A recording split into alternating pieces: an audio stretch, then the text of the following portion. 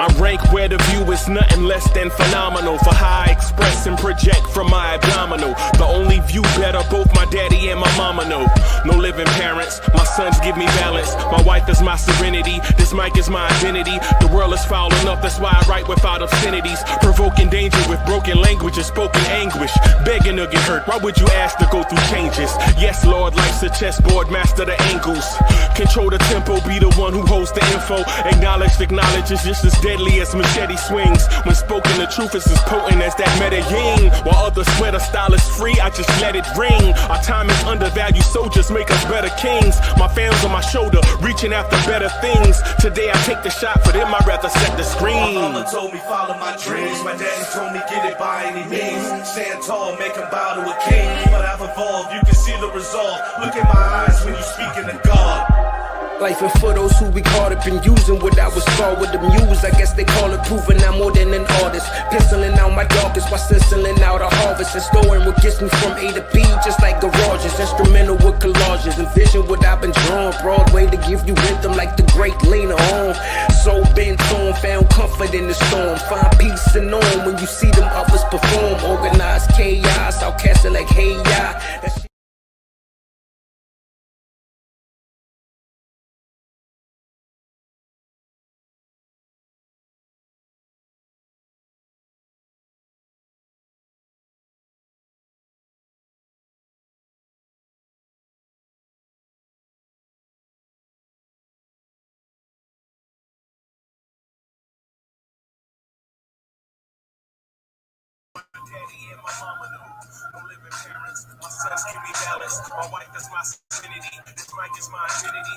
Salute everybody. Salute.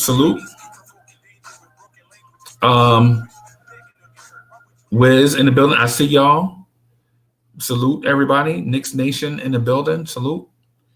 I'm on a hotel Wi-Fi, everyone. So if things are a little bit delayed, I'm just gonna ask you to bear with me a little bit as I try to navigate through this situation. But I felt like I had to be here with y'all, man. I hadn't seen y'all in a few days. Let me see. I'm just trying to turn this camera on. Maybe I could turn the camera on a little bit and it won't delay anything. Excuse me, won't delay anything. But if it does, I'll turn this camera off. But just want to say happy Thanksgiving to everybody.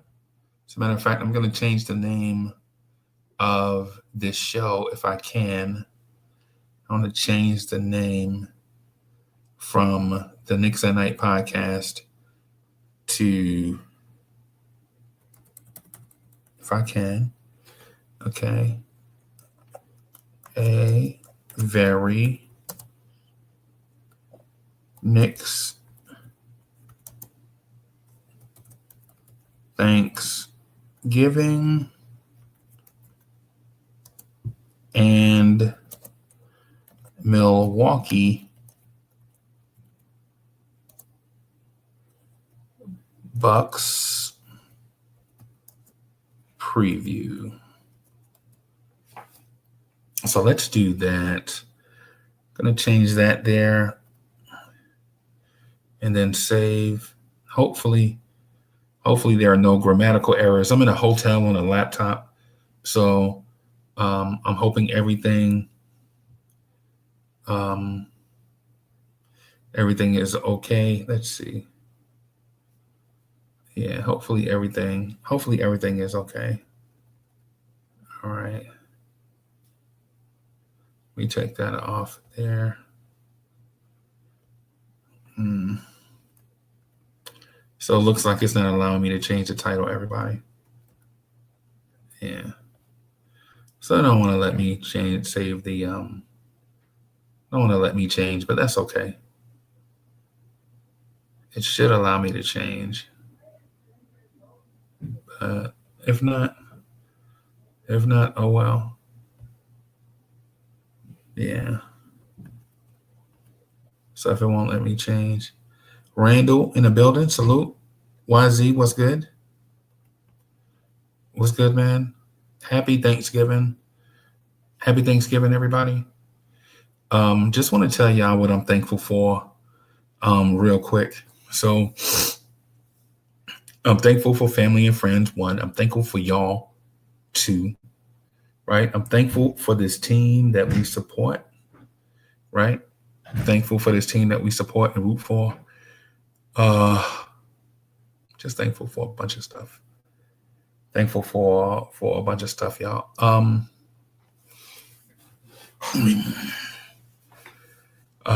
What else? Thankful that the team doesn't have any drama. Wiz says Jamaicans don't celebrate Thanksgiving. I didn't know that. I didn't know that. Plus, Wiz, we're Haitian Nigerian. So yeah. Nah, YZ, that's yeah, kinda. Eating a little bit and sleeping all day, man. The body is tired, bro. Yeah, the body is a little tired, man. Y'all know I work in sales, so I have been working like these weird hours and making myself available when I shouldn't have been. And so time I could have been spending with family and friends, I was on sales calls and all that stuff. But anyway, here we are. Somewhere USA. Yeah, somewhere USA, right? Just chilling out. Want to say that I'm really thankful for this Knicks roster. So this Knicks roster is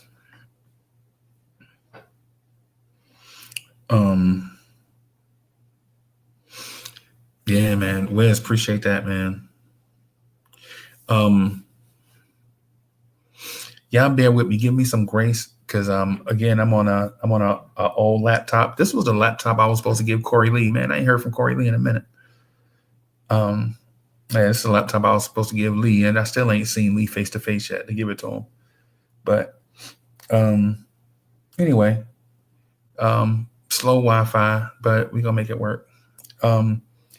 I'm thankful for this Knicks roster. Let me say, man, I'm thankful to James Dolan that this season or these past few seasons don't look like the 2017 season, the 2018 season, the 2019 season. You know, I'm thankful for that. I'm thankful that like it just don't look like the 2016 season. 10 years ago, we were bad, and you know, we're better, right? I'm thankful for the group of guys that we have also. I'm thankful for Mitchell Robinson. I'm thankful for Jalen Brunson. I'm thankful for OG Anunoby. I'm thankful for Bridges. I'm thankful for Kat. I'm thankful for Josh. You know what I'm saying? So, yeah. Yeah, hey, forgive it. Yeah, I wish I was saucy, but I'm in a hotel room, so that's why I'm talking like a secret agent, right? So yeah. So it's the reason why I'm like talking on the low, whatever. Yeah, man. I gotta go get some, man. I gotta meet. We gotta do a meetup eventually, y'all. We gotta get together. I was talking to BK Steph early this morning, man. We gonna meet up sometime, maybe in a couple weeks.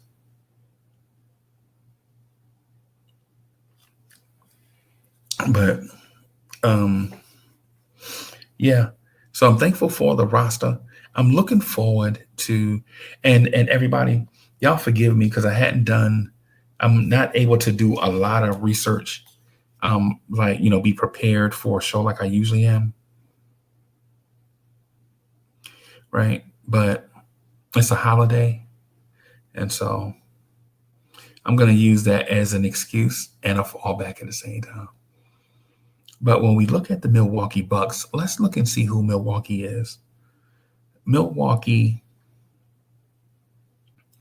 is a team. Milwaukee is a team that is 8-11. Milwaukee is a team that's 8-11 and is not even in playoff contention. Milwaukee is a team that's 4 games better than Charlotte. So if you saw the Charlotte game, just imagine what the Knicks will do to a team that's 4 games better than Charlotte. Right? The Knicks right now sit at a record of 11 wins and 6 losses. Right? 11 wins and 6 losses. So that's almost like a 2-to-1 ratio. Right? But we know that the Knicks have had injuries and struggles. The thing I like about this Knicks team, though, is we often find a way to win. Now, one could also say that the Knicks always find a way to lose, right? But that's not always the case. The Knicks have only lost 6 times. The Knicks have lost 6 times by Thanksgiving. Whoop-de-doo. Not a big deal, right? Yo, David Smith is in the building. Salute. Happy Thanksgiving, David Smith, and others too that have come in and I hadn't seen. I'm gonna ask everybody with the wrenches.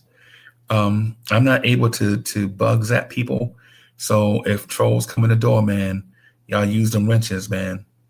And I'm talking about unfamiliar names with like wild, disrespectful comments, not disrespectful to the conversation, but disrespectful to people. Right. So, man, make sure y'all use those wrenches, man, all that stuff. Right. The Knicks are at a place where I feel like there could be a place where we could turn the corner. Right. Because we have Milwaukee on the schedule for tomorrow. Appreciate that, Wise. Appreciate that. And for the record, Wise, I know you. For the record, Wise, I know you always have my back, bro. I know that. So, yeah, appreciate that. So this week, the Knicks have games against the Milwaukee Bucks at home, and then Friday at home against the Bucks, and Sunday at home against the Raptors. The Raptors have been playing better. Right, the Raptors have been playing better. Does their record show you anything? I'm gonna say no. Right, I'm gonna say no. All right, so we got Coach backstage. Coach, bear with me for a little bit, man. I'm on the hotel stuff, so bear with me. There we are. There we are. What's good, boss? Gobble, gobble. Happy Thanksgiving, everybody. Happy Thanksgiving, man. Whew. Did you get right? Did you get right for Thanksgiving? You got it. Nah. No? Nah. Couldn't do that this time. Because it's some important stuff, like more important than drinking, was going on. So yeah, some lifestyle stuff was some real stuff was going on. So yeah, I got you. Yeah, man. So what are you thinking about this Knicks upcoming schedule, where we are as a team and where we can get to? Well, I mean, we've got Milwaukee and Toronto, like you said. Yep. Giannis is still out, right, for Milwaukee? Oh, I'm not sure. Yeah, I think he was. I don't know if he's still hurt, but okay. Obviously, let me look that up before I speak on that. We beat them already, right? With Giannis, right? Yeah, we beat them with Yeah. Giannis. We spanked them with Giannis already. Mm-hmm. Yeah, like I know he's been out. They're on a 5-game losing streak. He's been out last 3 games. He Yeah, has an adductor strain, which is abdominal, right? So, yeah, I mean, with or without him, we're better. You know, without him, obviously, we should take care of business at home. You know, we're home that game. right. We're home against Toronto. You know, they're. I mean, look, professional teams. It's a game of streaks. You know, sometimes, and teams get some teams that aren't good have streaks mid-season. And no one thinks about it because their record ends up being a certain. You know, everyone thought Chicago was going to be good. They started off real good, and now they're just barely 500, I think. So, you know, sometimes teams come back to earth. I'm not selling Toronto short. Oh, Wise is right though. Wise is right. They beat us. The Bucks beat us earlier. They beat us in October. My bad, y'all. Yeah, I I'm was sorry about about to that. say, Bro. I know Giannis kind of took care of business against us from what I thought. Yeah, my bad. But yeah. I mean, even though they Bad, bro. beat I'm us, sorry. I think we're still better. You know, we were still early in our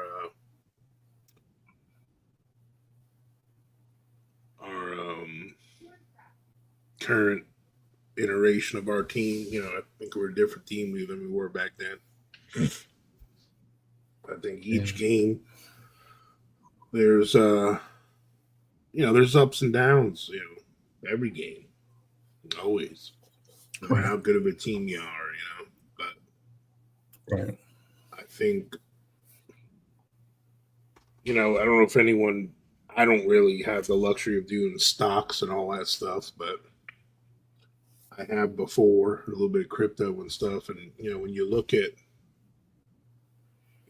trading and things, a lot of times there's like things that go like this. There's ups, there's downs, but then at the end it's a slow upward slope. You know, Right. and to me, I think that's how the Knicks trajectory is looking. You know, we'll take 2 or 3 steps forward. We'll take 1 step back. We'll take 2 or 3 steps forward. 1 step back. You know, that's how it's going to be until we figure out who we are.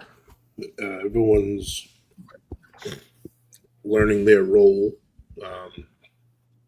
Right. The thing is, with a player like Jalen Brunson. Ooh, too much light. Hey, My bad, yeah. the things he That does. was crazy. Yeah. The things that Jalen does translates to every system, every offense. Like the things he does, there's a place for that, for him to get his, you know, especially when he's the quote unquote point guard and the point of attack or whatever. Right. Guys like Mikal Bridges, he's benefiting from the style, maybe not points per game wise, but he's doing things where he's more efficient. He's getting around the same points per game production that he has been with us, but he's doing it more efficiently, and he's making impacts in other ways, you know, on the offense. Like I think I'm sure you guys have noticed this. His defense has vastly improved this year. Brunson? Bridges. I mean, he's already been known for being a defender, but I think he's taken a step up this year defensively even more because He's not being misused. He's not being misused. Is that? Yeah, that. And I don't think he's trying as hard on offense. Like the offense he's creating has all been like in the flow. It's not like this grinding thing that's happening for him. Like he's just getting the offense as it comes to him, you know. He's getting those nice layup packages. He's doing his quick turnaround 2-point jumpers. He's making his corner threes. I mean, he's shooting well. Um, Right. he's not getting the volume, you know. Okay. For Okay. me, I think that You OG talking about before he Bridges? got hurt, yeah, Bridges. yeah, Bridges. Bridges. Um, Right. On your Bridges point, on your mhm, Bridges point, I think the deployment of him is different and pleasant to see. mhm, Right.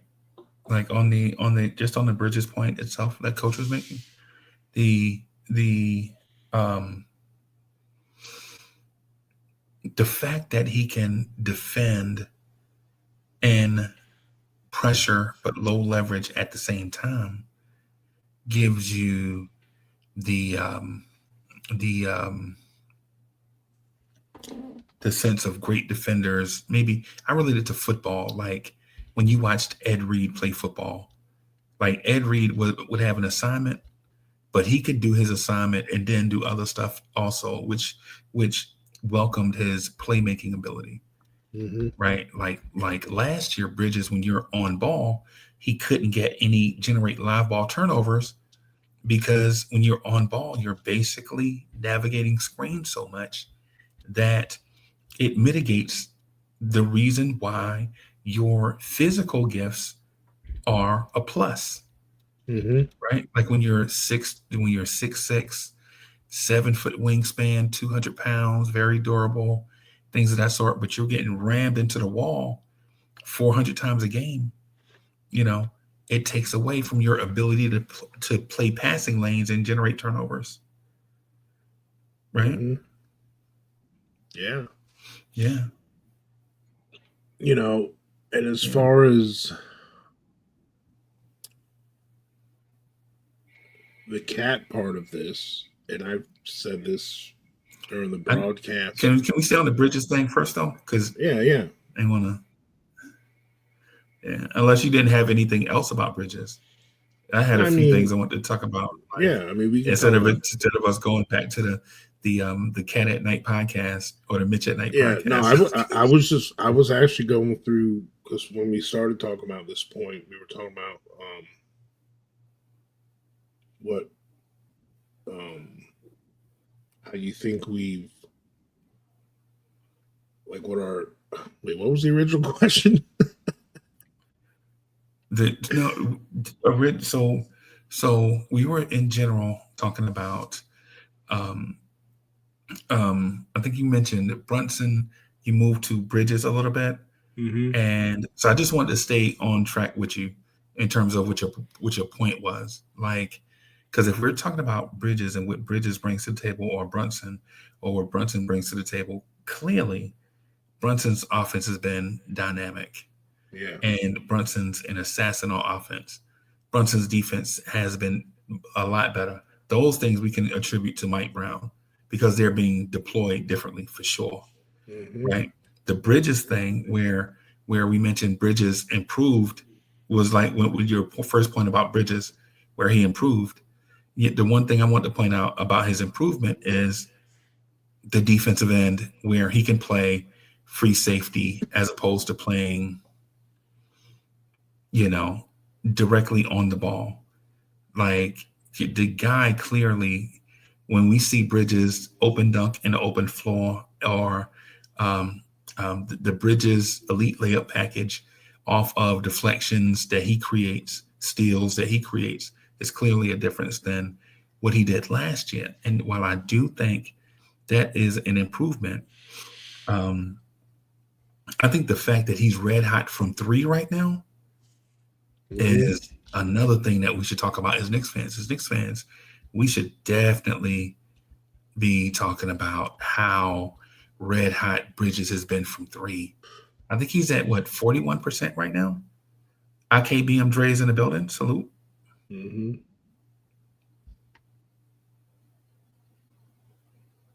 Yeah.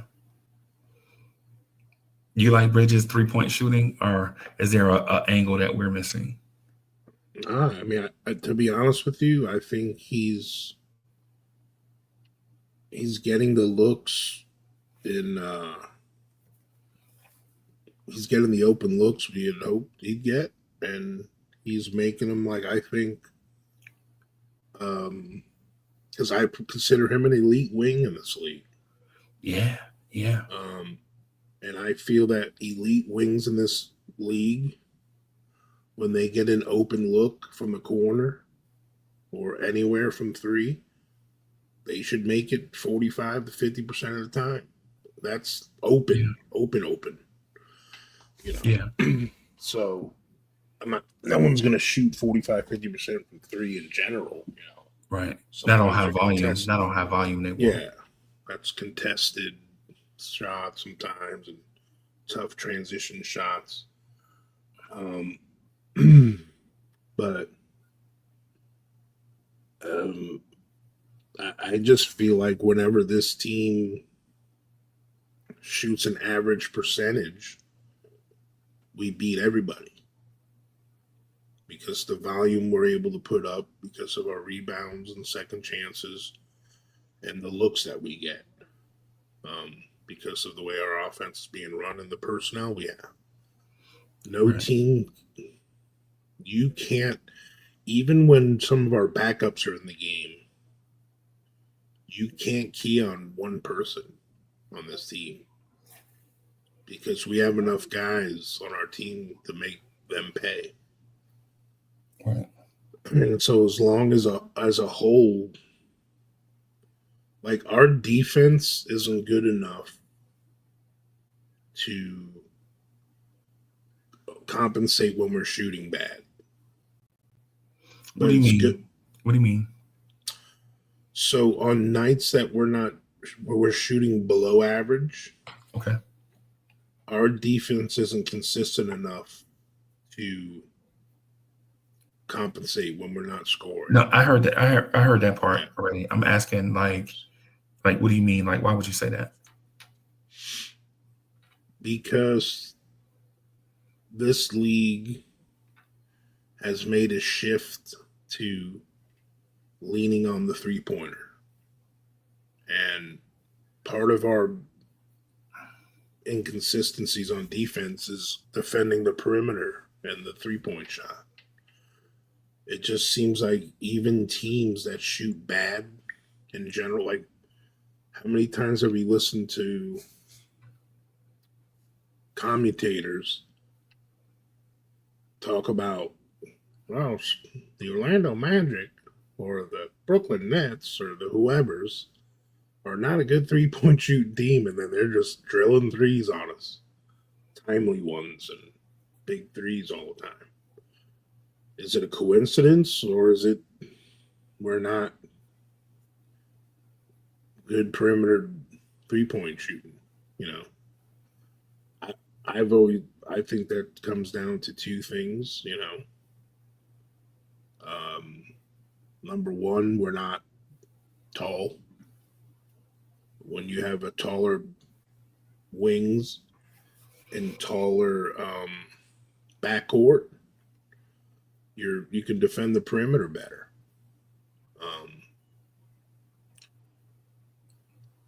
When you have length all over the team, you defend the three better. You know, it's easier. You cover more ground. You have a bigger area of, you know, defense when you're longer. I think schematically, Mike Brown's tried to do some things to help that, but sometimes depending on who's in the game, it's not always carried out properly yet because some guys are still getting used to it. I don't understand what you mean. Okay, well, I don't think all the players are 100% used to the system yet of their responsibilities. Okay. So there's miscommunications. Like, there's some trips everyone's switching great, and we do cover the three well. Then there's some possessions, someone gets caught up, they follow someone cutting through, or they drop back, or they get stuck on the screen or something, and the switch doesn't happen. Sometimes it's depending on when Mitch and OG. So you're saying to us that there is a variety of reasons why the 3-point defense is bad. Yeah, I mean, I think when Mitch and OG aren't there, we're not as good of a defensive team. I mean, that's just technically they're our best two defensive players. Okay. They're going to be the best two defensive players on most teams in the NBA. Right. And when you're missing them, like missing OG and Mitch on defense is like if we were missing Cat and Brunson on offense. Right. Like imagine I think that needs to be a part of the conversation, but we don't add that to the conversation though. Yeah. What we say is the Knicks are bad, and we don't mention that defenders are missing. Yeah. Right. Because if we were bad and the defenders were there, then in my opinion, we'd be having a separate conversation. Mm-hmm. Right. Even Deuce, he's not there, but he's one of our better defenders. He hasn't been there every game. Because one of the things I'm comfortable with believing is that the size part is not as much as an issue defensively as and the reason why I say that is because most nights I don't see a tall guy isoing one of our short guys and making shots all night. Right. You know what I'm saying? Like I don't see that on the perimeter a lot this year. Maybe in years past, yeah. Like last year, Jason Tatum doing it to us, yeah. This year, I don't see tall guys on the perimeter dicing us up from the outside. Right? Now, did Franz Wagner take Mitchell Robinson to school the other night? Yeah, it happens. Things happen, bro. You know what I'm saying? Things happen. Did Mitchell Robinson look great last night against Charlotte? Maybe not. Right? Things happen, bro. Like during the course of a season, things are going to happen. I'm not throwing anyone under the bus. Right? What I would say to like the perimeter defense thing is if you take the best defenders off of any NBA team, you may get the same result as the Knicks. It's just, it's one of those where I know we want the perimeter defense to look better, but if we could play this type of defense without OG and Anunoby, what do we need OG and Anunoby here for? Right? Right. So, yeah. So it's one of those deals where I just think and I'm not saying that to your point, but people have been texting me and hitting me up talking about the perimeter defense. And so, but the reason why I've been getting the guys are too small, right? And then when I ask, like, can you give me 3 or 4 examples of a tall guy isoing a small guy on a perimeter and just shooting over the top of that guy? And we can't give those examples. Or what about guys being out? Like Mitch being out or hurt or being slowed by injury, OG being slowed by injury, things of that sort, being out, Landry Shamet being out, slowed by injury. And, when you consider, it's like, as fan, we can't have it like,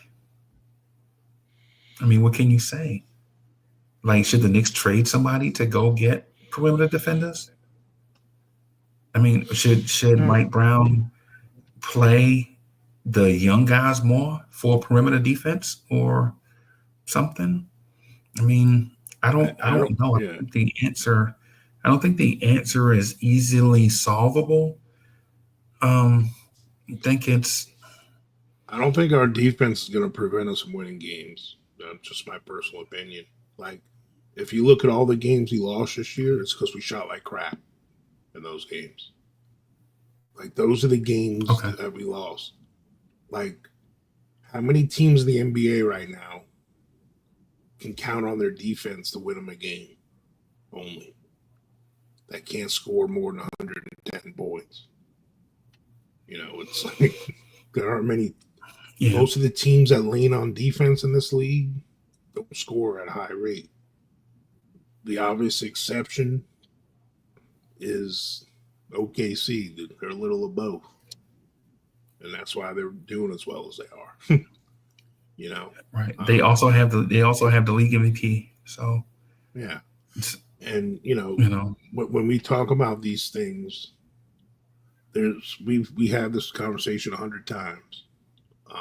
When you talk about who we're looking for, who can we get?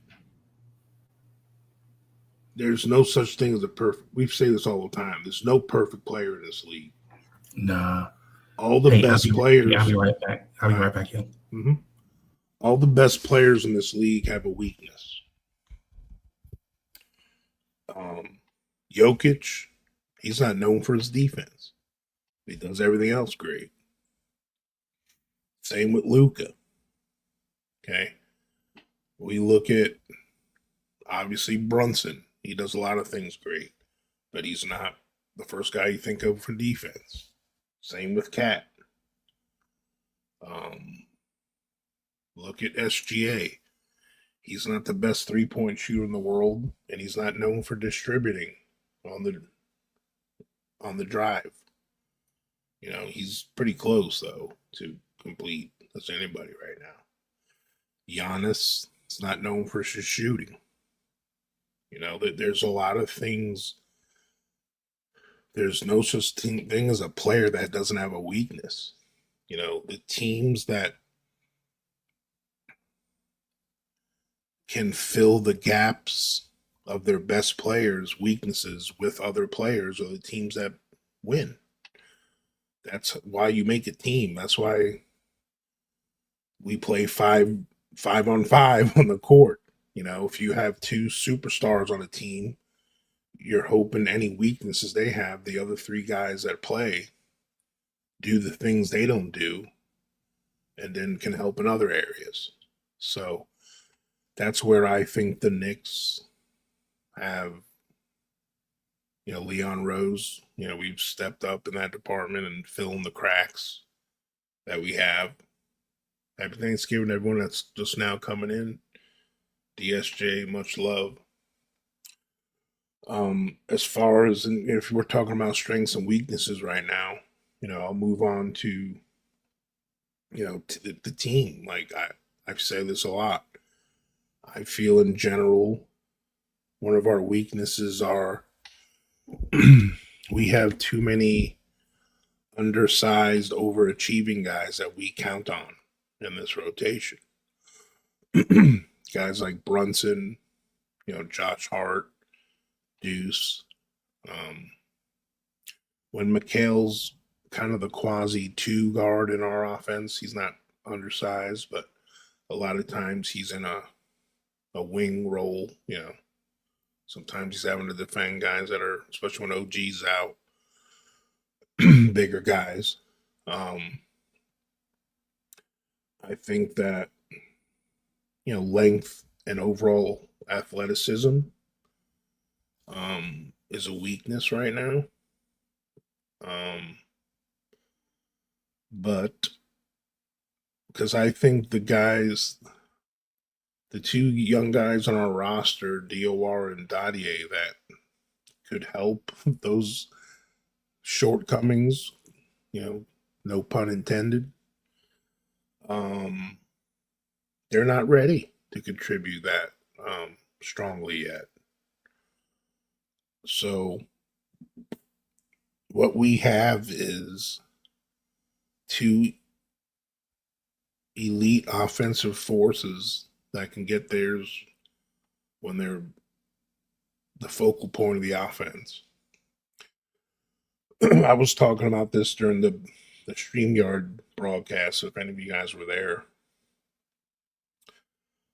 It was in the midst of when Brunson was cooking a little bit.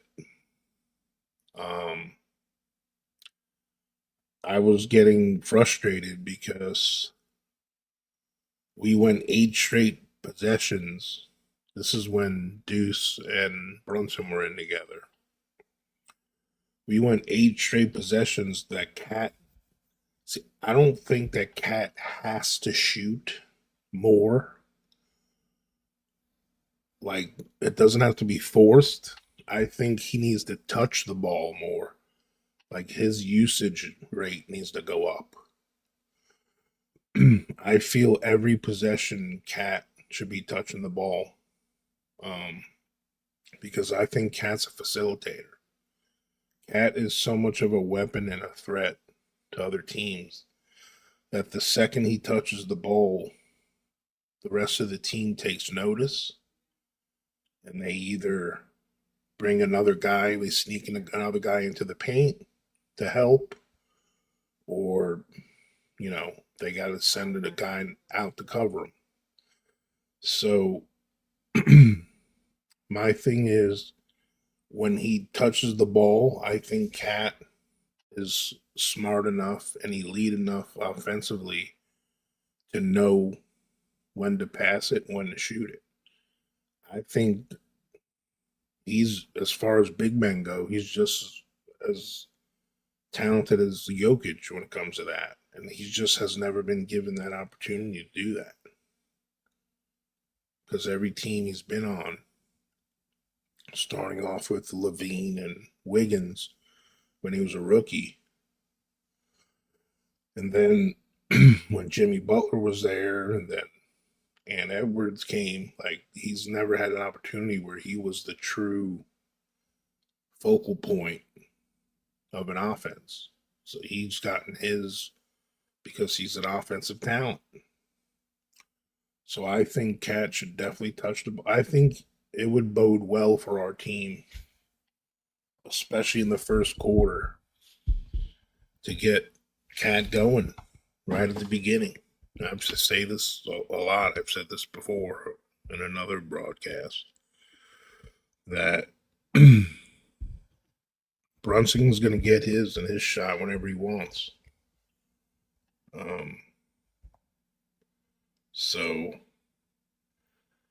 And he can do that in the second quarter, the third quarter, the fourth quarter, whenever.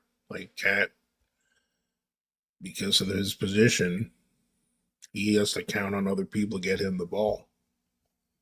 So that falls on Brunson, falls on Josh, falls on Bridges, Clarkson, Kolick, Deuce, whoever it is with the ball at the top of the key. Because I think when he gets the ball at the free throw line extended, he's shown how good he is in the paint.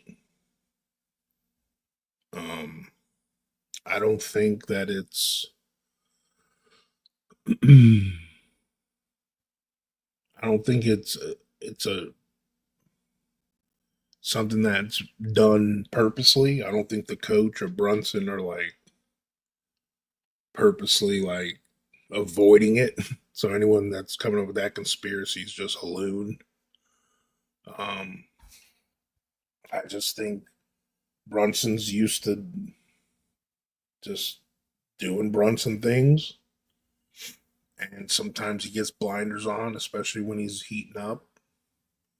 And I don't mind if he can take who he's got on him. And once Brunson's foot steps in the paint, I feel good about any shot he puts up. I have no problem with Brunson taking shots like that. But I really think, especially early in the game, we should get Cat going. We're a better team when Cat's involved in the offense early. He has more energy. He plays better defense. And it's a head game. His confidence goes up when you see a few shots go in. Because, one thing Cat is good at, when he gets that ball at the free throw line or even just outside of the post extended, when someone's cutting, like he gets the ball to him. So I feel good about his decision making with that. That's something I think we should do more. But another weakness to me is just overall consistency when it comes to our open shot making. So I see moments of Brunson and Cat have given a lot better effort this year defensively. Like some people that aren't seeing that, I don't know what games you're watching, but I think both of them have been put in positions where they're being counted on a little less in some of the important defensive decisions. When they're put in one-on-one situations, they're not doing bad in my eyes. I don't think Cat and Brunson's defensive woes have been the reason our defense has not been well. Out of the 6 losses we have, I would say 3 or 4 of them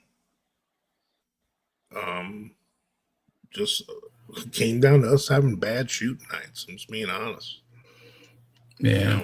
And then another 2 or 3 of the losses are just one of those games where they just had our number that night. No, there's no excuses to it. No team is going to go 82-0, bro. Yeah, it's just,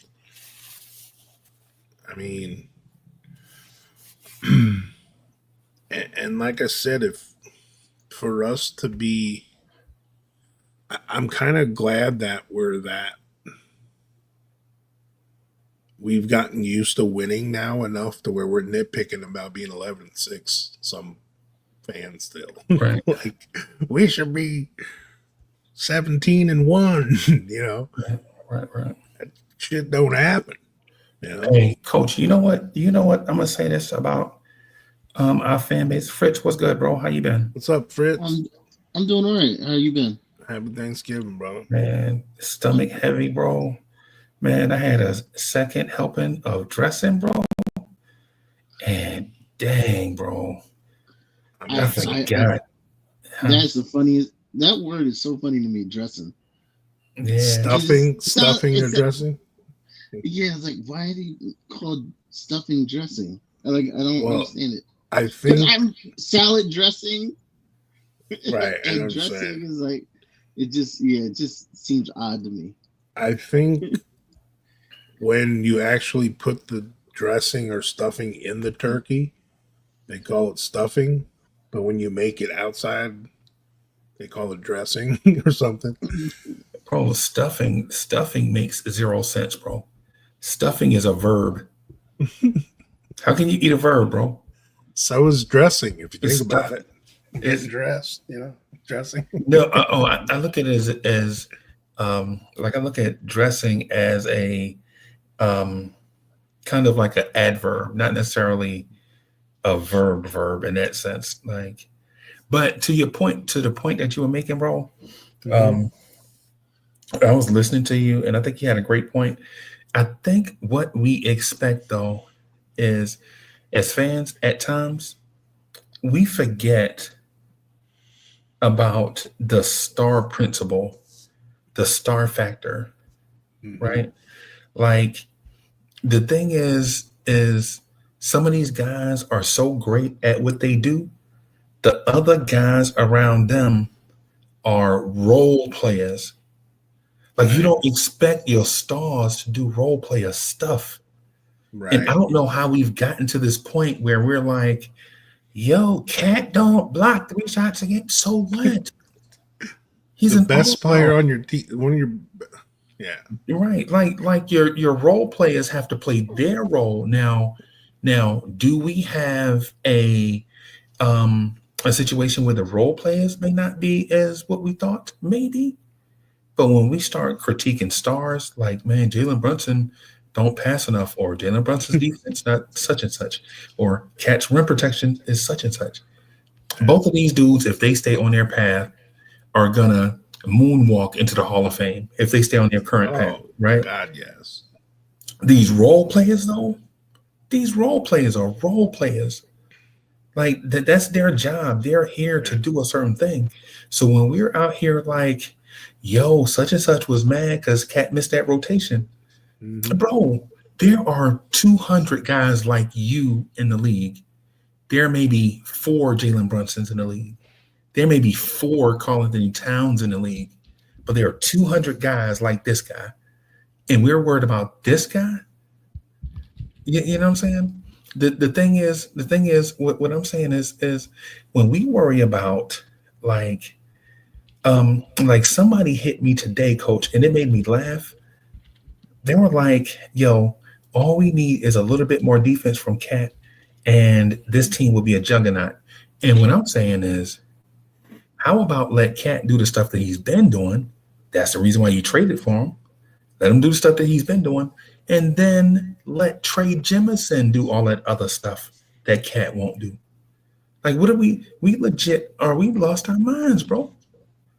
Like, I think we forgot that the NBA and most professional sports are star-driven leagues. Like, legit, nobody's up here talking about Doc Rivers in 93 with the Knicks. In 93, Doc Rivers was a role player with bad knees, right? Like, nobody's up here, like, legit, nobody's talking about Hubert Davis on the 94 Knicks. He was a role player, right?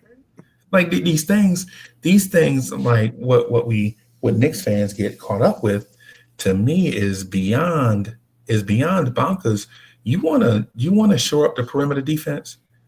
If you want to shore up the perimeter defense, then have one of your wing defenders be a better defender, not worry about Brunson and Cat. Right? Some of the stuff is crazy, bro. You know, since the league has ever started, it's an approximate number, I guess. There's been 5,500 players that have ever played in the NBA. I don't know if that seems like a lot or not a lot to people. Out of the 5,500 people, only 90 players, and think about, they have the top 75, top 100 players of all time and all that stuff. Only 90 players have ever averaged 20 points a game for their career. Out of 5,500 players. And we got 2 guys that when their career's done, they're both going to be over 20-point scorers on one team. Right. Like, I don't think we understand how blessed we really are. Like, that's what drives me nuts. And for that exact point you're saying, no offense, like, we want to talk about GOATs. Michael Jordan. When Michael Jordan was alone, he got bounced in the first round by the Celtics, by the Pistons. Yeah. When Michael Jordan was by himself, when Michael Jordan started getting help and doing the things that Michael Jordan can't do by himself, they started winning. Right. Even the best players ever got help. They got role players, for exactly what Freezy was saying. I wasn't counting on Michael Jordan to defend Patrick Ewing. I wasn't counting on Michael Jordan to bang down low with Oakley. You know? I wasn't counting on Michael Jordan to defend, whoever our best perimeter guys. That's who Pippen's assignment was. Right. Okay? Yeah. So, like, we want to make excuses for other people and other teams when it comes to our own. But we forget there's other guys made for that stuff. You guys have to step up.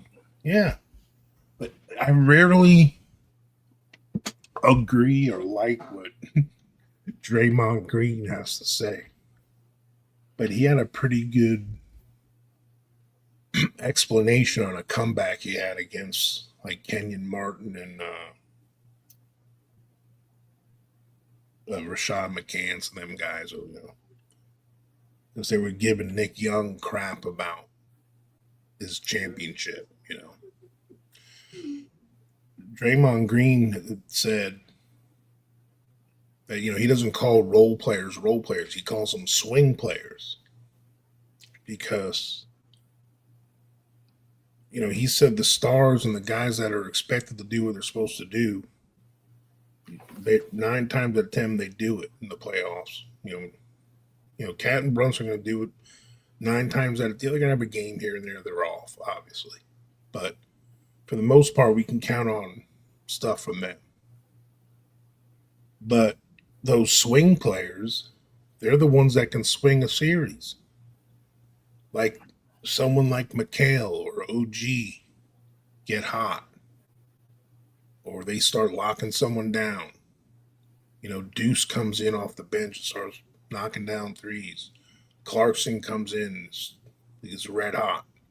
Mitch comes in, is getting every rebound and getting dunk backs and blocking shots. Like, that's what makes our team elite and can beat everybody. When those guys, those are the guys we should be pointing the finger at. What more can we ask for from Cat and Brunson? They're already doing head and shoulders above what 95% of the league does already. Hey, Coach, let me it's show you these something. other guys that need to step up and be Let me show you consistent. something. Did you see?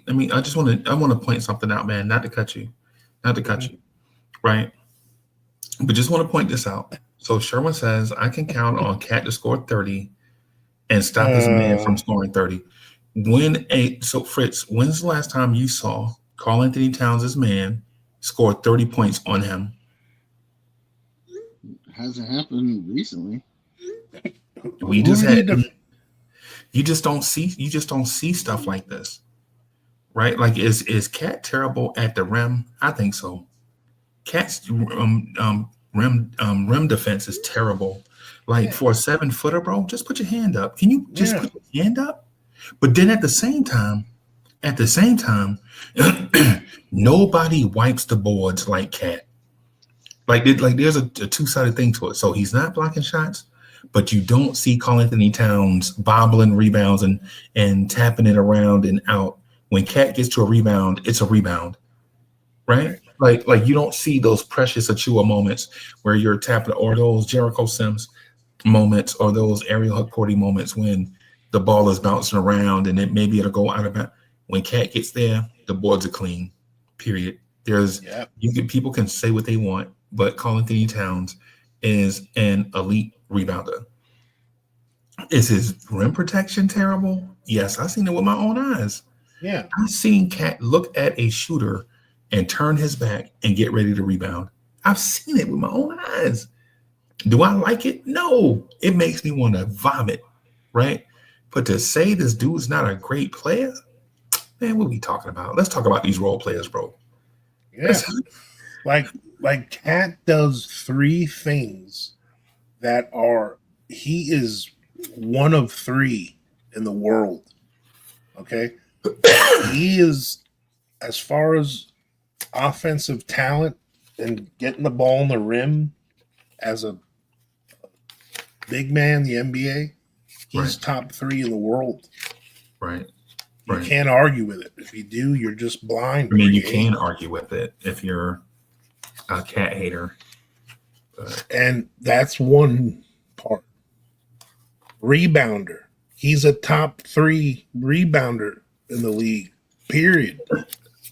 Overall, look at the numbers. He's been in the top 5 in rebounds. God knows how many years. You don't just do that by luck.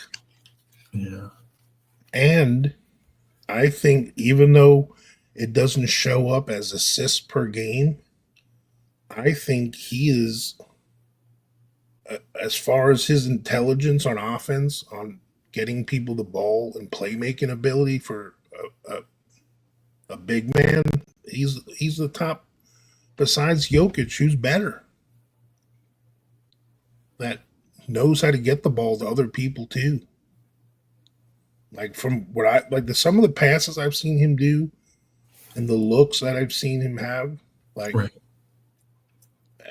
that's he just hasn't been put in positions to make that his role, But he can do it. Right.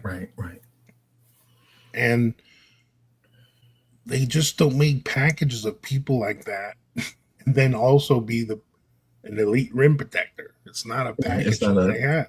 Yeah, it's not a skill set. Yeah, it's not a skill set. Yeah, no one's built like that. Right. Like, it's crazy. So the thing is, for anyone not to appreciate, and here's the other thing, he hasn't missed a game. Nah. And he's been banged up. So yeah, we had our little I mean, we've been talking about everybody. That's I'll be honest with you. Who are you talking to, man? You talking to us? Everybody. Yeah.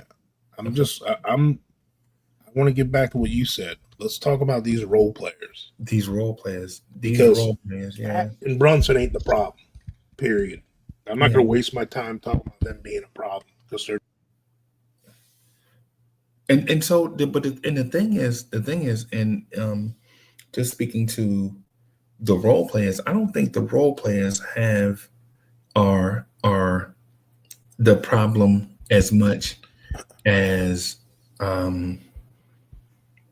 we make it out to. I think the 11-6 Knicks just have a fan base that likes to discuss whatever it is that they can't have. Like whatever it is that they can't have, that's what they'll discuss. And is it cool? I mean, I like the Knicks conversation. It's the reason why I do the Knicks content. I have a Maserati, but I want a Rolls Royce. Yeah, and a Bentley. But I have a Ferrari, but I want a Lamborghini. Right. Yeah. Yeah. It's like Fritz Alcindor and his R&B choices. You know what I'm saying? Yeah. Mm-hmm. Just ratchet. Yeah, just ratchet. Like, you can only have Patti LaBelle or Whitney Houston sing at your birthday party. You can't have both of them. Yeah, you can have both. You can spread it out some too. Right. But I want Mary J though. Right. Instead. Yeah, we're ridiculous. Yeah, we're ridiculous. They're like they want everything and they want it for free too. Yeah. Like, they want it's like, hey, we just deserve. They should just give us like if you listen to some of these things, like you would have to tear your team apart for some of these players. Yeah. And they just like. And there's someone getting overpaid on every team in the league. Yeah. There's at least 2 or 3 guys on every team that are underperforming their contract. Hey, you know what, Coach? And the other part of that too is that's the same thing at your job. At your job, somebody's getting overpaid and somebody's getting underpaid. At your job. It may be you. You know what I'm saying? Not you, Coach. I'm saying in general, just in general. Yeah. Mm-hmm. But yeah. So what are you thinking? What do we need to see more of these swing players, these role players? Besides, obviously, consistency is part of the equation. So there are several things. First of all, every team that you play on your schedule is going to have a different style and philosophy. So to expect your role players to be consistent is crazy, because if your role players were consistent, they'd be starters, right? Or star players, some of them. Right. For one, the way the Milwaukee Bucks look and the way that the Charlotte Hornets look are going to be different because they're different teams with different philosophies, right? Right. So that's one part of it, right? Here's the other part. I personally think that our roster doesn't have the flexibility to adjust on a nightly basis. It's the reason why on some nights some guys look great, other nights guys look not so great. Right? Like the Deuce McBride and Josh Hart against the Charlotte Hornets are not going to look the same way against the Oklahoma City Thunder. Right? But do you have the roster flexible enough, the roster flexibility to adjust to going from playing Charlotte one night and Oklahoma City the next night? And if you don't, can you build towards that? Can you start in November or October in our case, right? Can you build towards getting roster flexibility and consistency, right? I think that's what Mike Brown is building towards. It's the reason why he gives that kid Mo Diawara some looks, because you can't just throw him out there and then break his confidence, right? We've seen it happen with young players in New York. You throw a young player out there, he's not ready, too much pressure. Next thing you know, he's Cam Reddish or Kevin Knox. Right. You know what I'm saying? So you give him a little bit at a time. You know what I'm saying? You put your puppy on puppy food, right? And then by the time you need him, he's a dog, right? But to expect, say, Josh Hart to look like this Josh or this Deuce or this Shamit against all NBA teams, every NBA team, they're not going to look like that, or they would be starters for other teams. And then the other thing, too, that Fritz alluded to is that basically what Fritz is saying is you don't have unlimited money. You have a salary cap. Yeah. Right? You just can't go out and buy everything you want.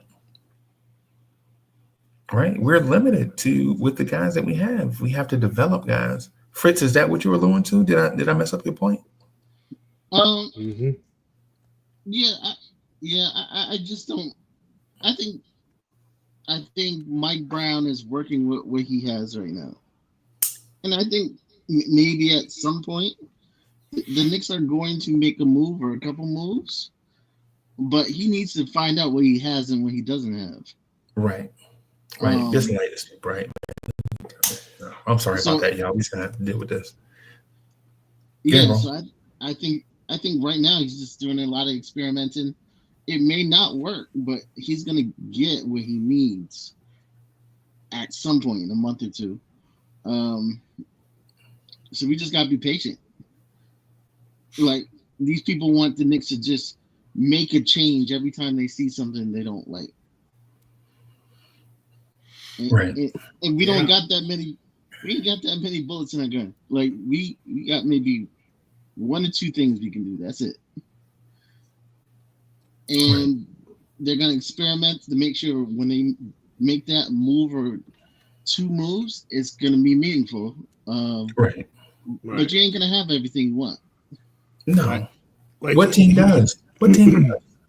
Yeah, like, the only teams that have the illusion of looking like they got to figure it out, like financially and all that, are the teams who were fortunate enough that a couple of their draft picks hit.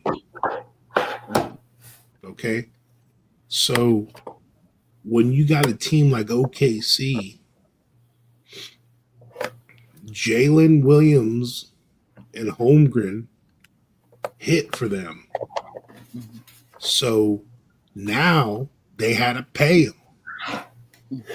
So now they're going to be against the fire when it comes, these other rookie contracts start expiring, and they're going to want a little more money, and they ain't going to afford to be able to pay them. Right. They're going to have to hope guys take pay cuts or things like that. When you invest the kind of money you invested in them three guys, right, over $750 million you invested in 3 guys. You you gotta hope from year to year some young guys hit. Yeah. And you know what else you have to hope, Coach? You hope that your young superstar doesn't hit the floor grabbing his ankle in the second round of a playoff game. As Boston, they know what that feels like, Yep. right? When you commit that much money to young guys, you have to hope that these guys stay healthy, right? And They were all talking teams, about dynasties with Boston. Remember? right? We All was the just talking dynasty about talk. the Boston dynasty, and it appears over just like that. Yeah. But at the same time, those teams had to give up valuable things. Like Josh Giddey is balling out in Chicago. He wasn't on OKC. Yeah, OKC couldn't afford him. Right. It was Right. either they couldn't afford him, they had to give him up. Right. So like even then you can't have everything you want. You can't have your cake and eat it too. Right. Like sometimes teams have to get, I don't want to say lucky, but they gotta hope there's a veteran that's willing to take, a little bit of a pay cut for what their worth is to play on your team, like Alex Caruso did for them. Right. And we're a team, like we're gonna be going back because I still 100% believe we're gonna be in that last game of the year. Right. We're Right. going to be going back and talking about how Jordan Clarkson only took the minimum. Right. How we brought back Landry Shamet, and he's at the minimum. Teams that win or when guys like that are playing well above their contract, we're the Knicks. This is rare waters for us to be in. We're actually getting lucky on them hits right now. I mean, unfortunately, Shamit's hurt, but hopefully he'll be back. And Right. Yeah. And so one of the point that I was getting at before, my OKC love affair, and I'm not really in love with it. I'm just in love with the way Sam Presti designed it. Right. I think everything about OKC is disgusting, even in uniforms. But Sam Presti though, the way he designed this thing years ago, right? This thing started the year they were moving from Seattle. This is not a quick build, right? The year they were moving from Seattle, they did a sign and trade with what's his name to Orlando. What's the guy? Rashard Lewis. Yeah, remember Rashard Lewis? Yeah. Oh, yeah. This whole thing, salute Tory B in the building, salute. This whole thing with their build towards the championship started with a signing trade for a first round pick to Orlando with Rashard Lewis, right? And they won a championship in 2025. Mind you, this is a team that had 3 MVPs on one team on their rookie contract. Yep. Already. Yep. In case you don't know who I'm talking about, guys, KD, Harden, and Westbrook were on a team. That also had Sam Adams, Reggie Jackson, Eric Mena, and they had Eric Maynard. They had the African Ibaka. Yeah, Ibaka. They had Kendrick Perkins. I mean, dude. Yeah, they had a bunch of guys. This was a team slow build, and they didn't win with that team. Right. So, you don't just get handed championships because your roster is good. Right. But there's a lot of things that got to happen. There are a lot of things that have to go on, including, and when they made that pick, when they made that trade, because Rashard Lewis was going to leave anyway, they were like, hold on. Let us see if we can get something for you. And so they did the sign and trade, right? Sign and trade had always been around, but people rarely used it. It was like you never used it, right?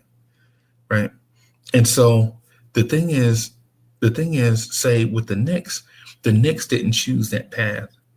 The Knicks didn't want to tank for all those years The Knicks were not a team that could live in a small market and put together bad seasons in order to take on first round picks and be the third team in a trade to eat whack money in order for them to get those draft picks.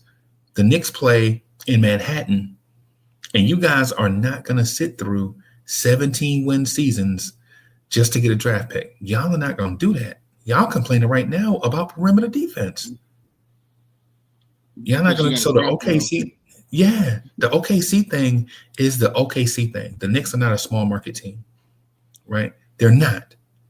The Knicks are the biggest market team, right? And how we get to the place where we can shore up the holes is by smart, measured moves under the salary cap and developing our young players that we draft so that they can be impactful, if not the year they're drafted, but maybe a year or two down the road, right? Because we can't afford to draft Hakim Dadier and let him start. We can't afford to let draft Mo Diawara and let him and Hakim Dadier start and lose, 75 or 65 games. We can't do that.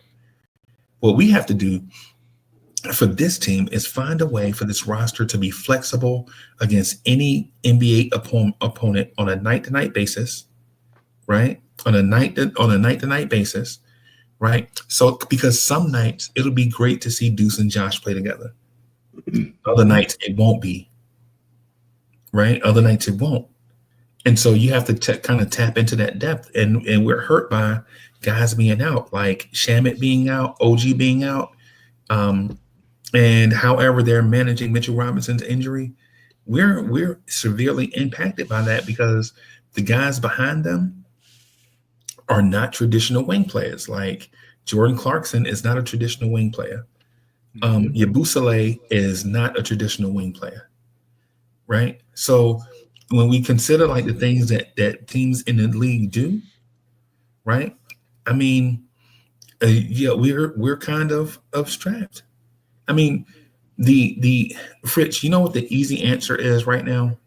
The easy answer is right now is to cut Landry Shamet, open up his roster spot, sign a wing player to put in Shamet's roster spot, right? When Shamet gets healthy, because he's still going to get paid and still going to count against the cap and all that stuff, I know, right? But then when Shamet gets completely healthy, by that time, have that open roster spot ready for Shamet and then re-sign Shamet. That's the answer. Go get a veteran wing player in Landry Shamet's spot until he rehabs and gets completely healthy, and then bring Shamet back.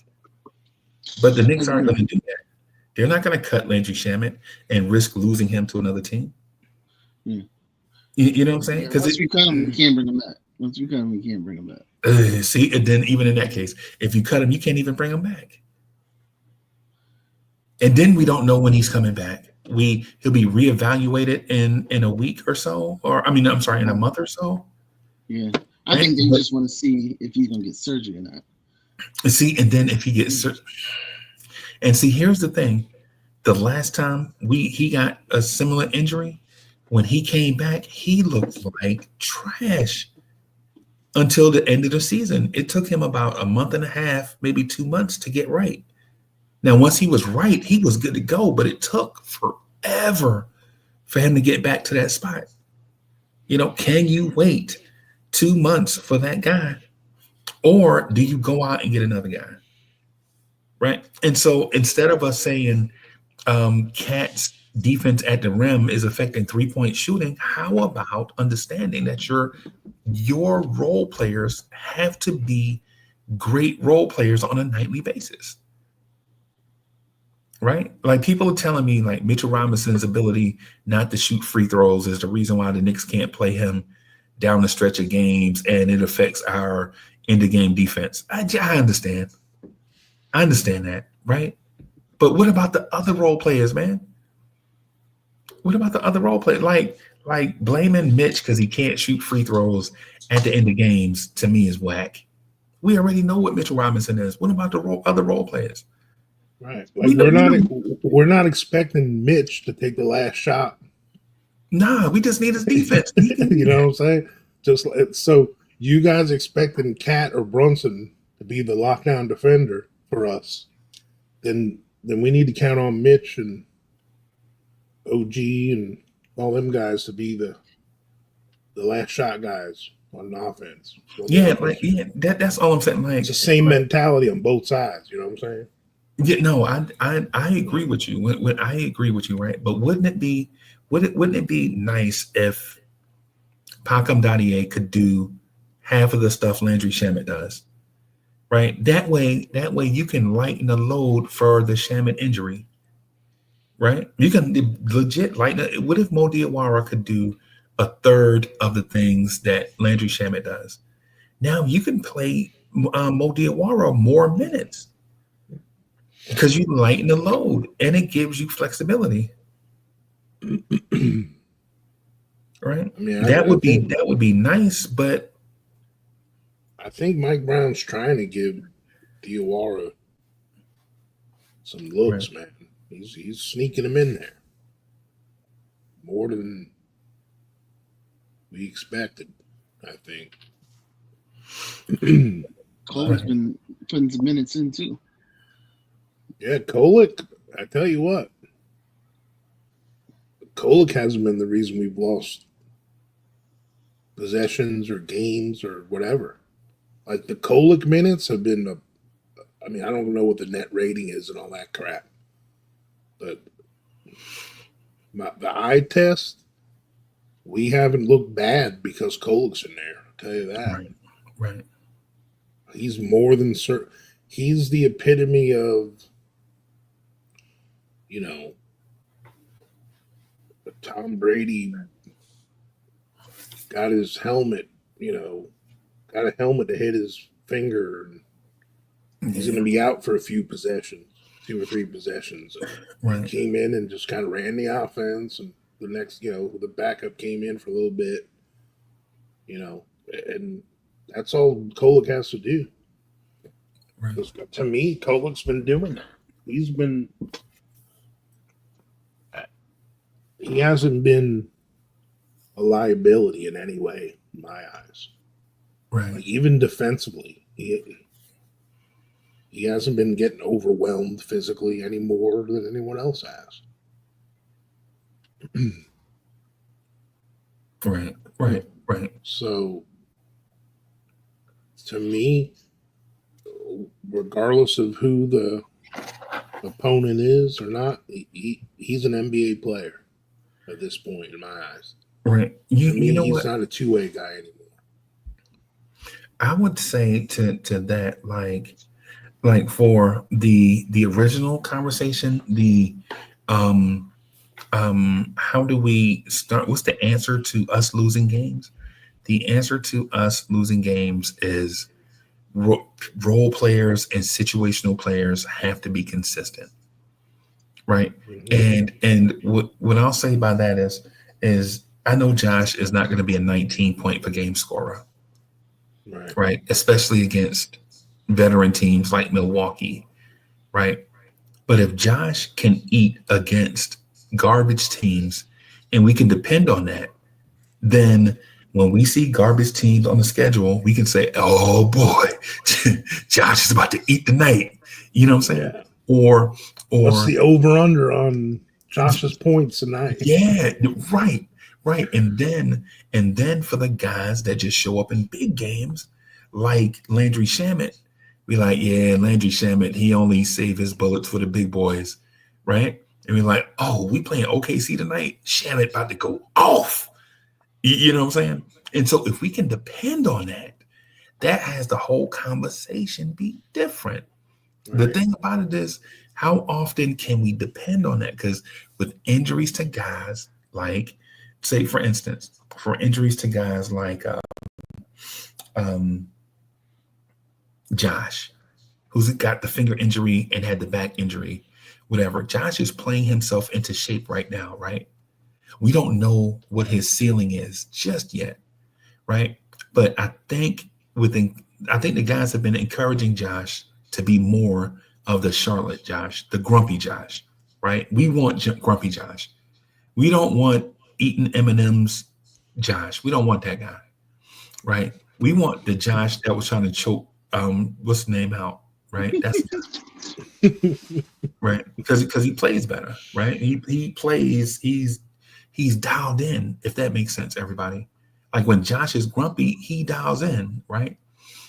But what if we can get these role players like Diawara more comfortable in situations, right? What if we consider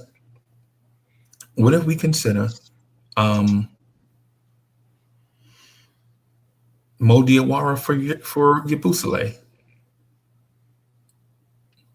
Is that would y'all be, Fritz? What do you think about that? What do you think about Mike Brown giving the Yabusele minutes to Diawara? For the locker room, I don't know how well that would go over in the locker room, but now you talking about the non-Mitch nights? Sorry. Yeah, I think if he can handle it, like if these kids, if they can handle it, you just keep feeding them until they can handle it. Find out where the skill is. See, that's what the thing is, right? If Diawara takes the Yabusele minutes, that means he also takes the third string center minutes. Yeah. See how things get dicey? See how things get like weird? Can he be a what's the name, and go type guy?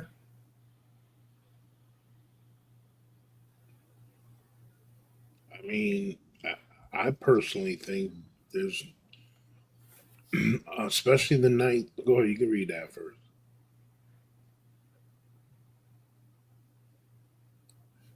I can't even see it, bro. My system's moving too slow. Yeah, I'll read it if you want. All right, go ahead, bro. Shout out to Super Chat Justin.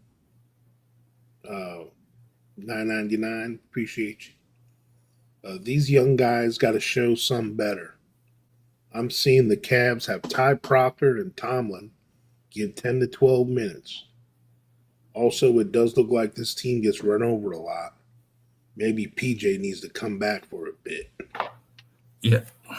We were talking about that the other day about we need a team goon or something.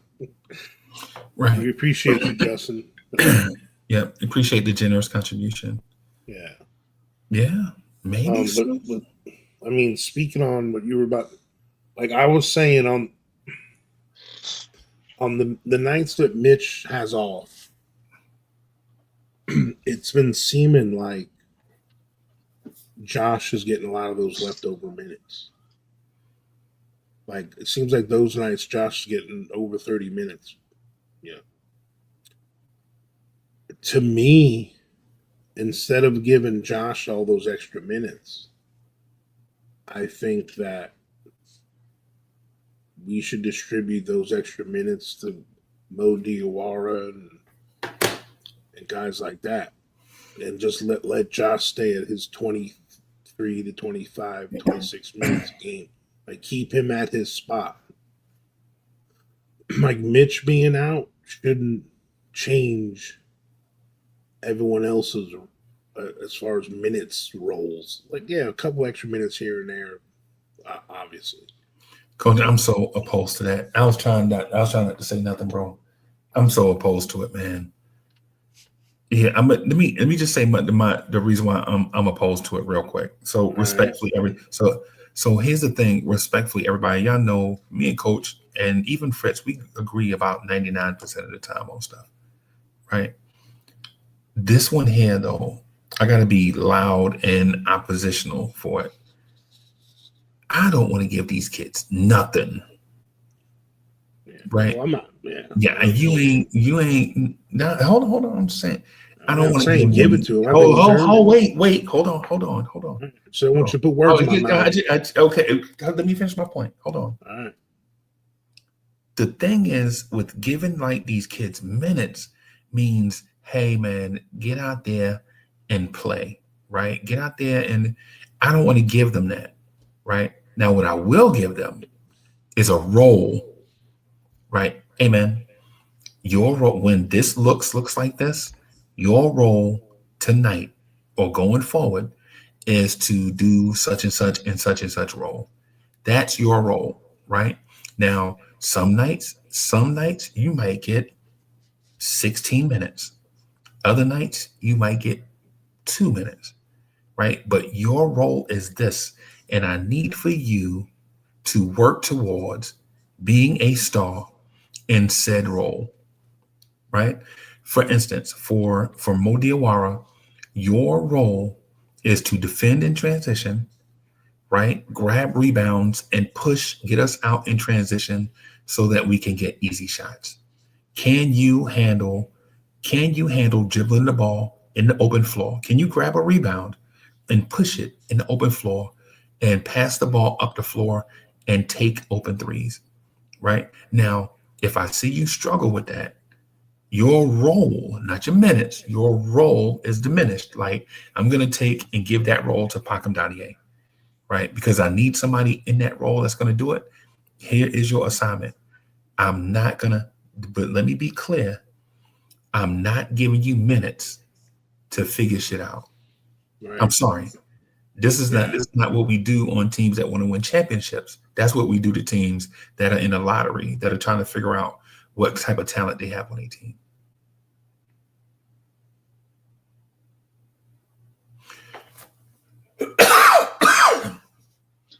Yeah, it makes sense. Keeping it simple. Yeah. No, I mean, Keeping it simple. when I use the words, give him those minutes, that you just more elaborately explained what I was kind of meaning. Like, not just saying give it to him just for the sake of giving it to him. Obviously, he's going to have responsibilities and expectations on what his role is going to be. But that's why I feel him and Yabusele both deserve. Well, I don't like it's want to use the word deserve. They need to be given those roles. Look, man, we need you guys to do this game, blah blah blah. If I can't get you to do that for 6, 7, 8 minutes, I gotta find someone else who will do it. Because that's what we need this game from you. Right. Cat's gonna be doing this. Jalen's gonna be doing this. McHale's doing this. Deuce is doing this. I need you to do this. You know? And when they're not doing that, they're out. That's the point where I'm at, Coach, because I think Yabusele and the role that he's given has been substandard in the role that he's been given. Right. And I think Mo Diawara, in the role that he's been given has been substandard in the role that he's been given. Right. But the thing about Diawara is you give him more leash and more grace because he's substandard due to a lack of experience and not a lack of effort. Right. So the thing is Mo D is getting leash because he's learning on the fly and getting better every time he hits the floor. Now Yabusele, we're coming up on 20 games, and if we don't see a difference, man, we might have to go in a different direction. Like, you know what I'm saying? Mm-hmm. Because you remember during the summer when we signed Yabusele, right? And I was telling everybody that Philly fans hate Yabusele, right? Remember that? When Knicks fans was like, no, he the GOAT, bro. He might be Anthony Mason. It's like, hey, calm down. Trust Uncle Freezy. Uncle Freezy know what he be talking about. Trust me. Like, I research this stuff. I reach out to people, right? Like, I legit reach out to people, other content creators, like, hey, man, what do y'all see in such and such and such? I do that behind the scenes, right? I'm just not going to come up here and just spew like what's off the top of my head. I'm not going to do that, right? So when I was saying that about Yabusele, I'm like, yo, I know Philly fans ran him out of town. Like, they didn't want him because of such and such. And then now he gets to the Knicks, and guess what's rearing its ugly head? The stuff that Philly fans didn't like. Right now, the thing is, I like Yabusele and I want him to succeed as a Knick, you know, because I don't subscribe to the once a Knick, always a Knick thing, but I do subscribe to, if you're on the roster right now, I'm going to root for you. Right. I will subscribe to that. Right. But if Yabusele is not the guy that can be that third big impactful type of big, maybe off the bench and maybe in secondary roles when Mitchell Robinson doesn't play. I think Mike Brown has to shift gears. And I think he knows that already, but you still want to give a veteran guy a chance. You want to give a veteran guy, what do they call it? What do they call it, Coach, when you give the veteran guy multiple chances?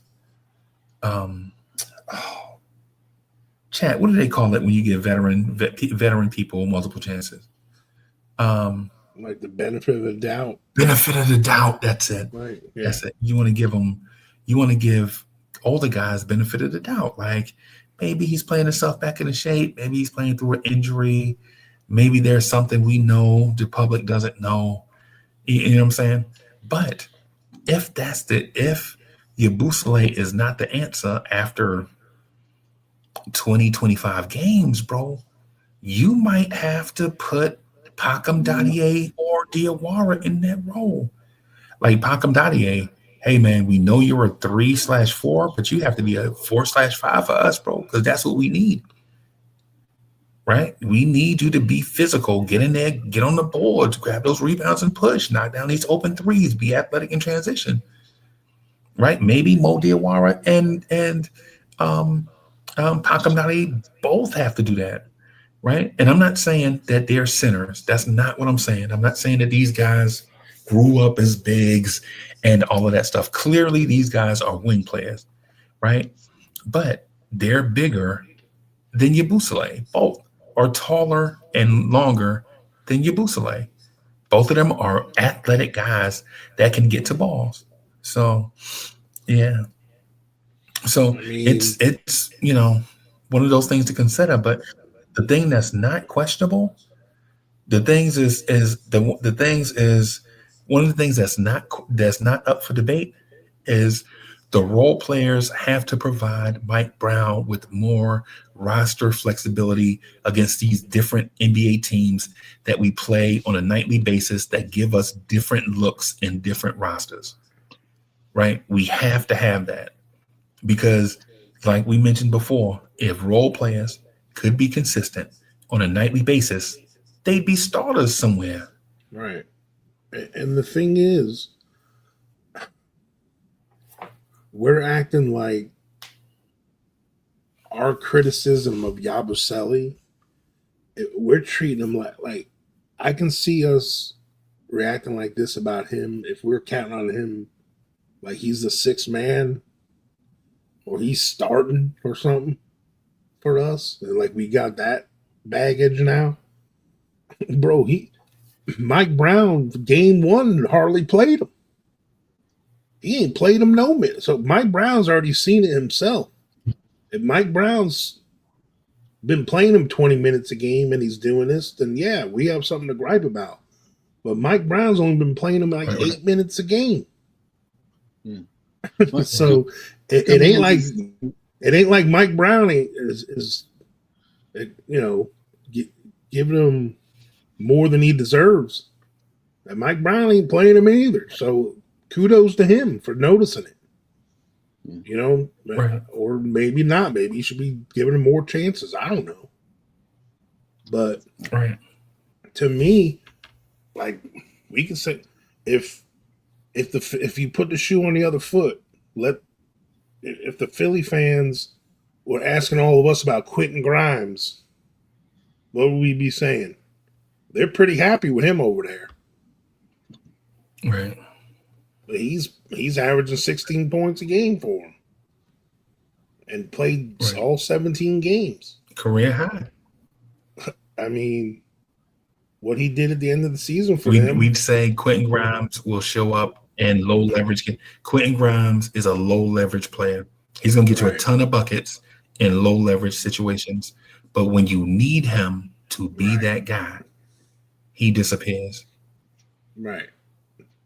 Like, what's Obi Toppin doing?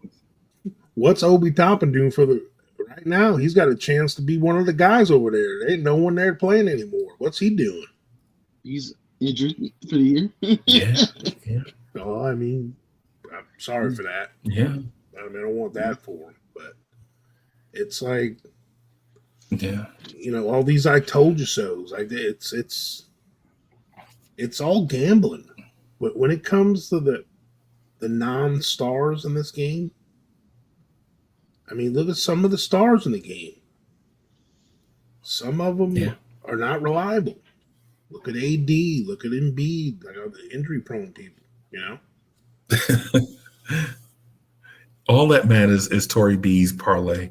So all this conversation, it don't even matter unless it impacts Tory. Just make sure you use him in the parlay on the nights he plays Charlotte or the Nets. The low leverage. Yeah. You know what I'm saying? But yeah, man. Still, every time I see Precious have a good game for Sacramento, I get mad. I think Precious would be good on this team with Mike Brown, bro. Yeah, we ruined that relationship though. That relationship ruined. Yep. Yeah.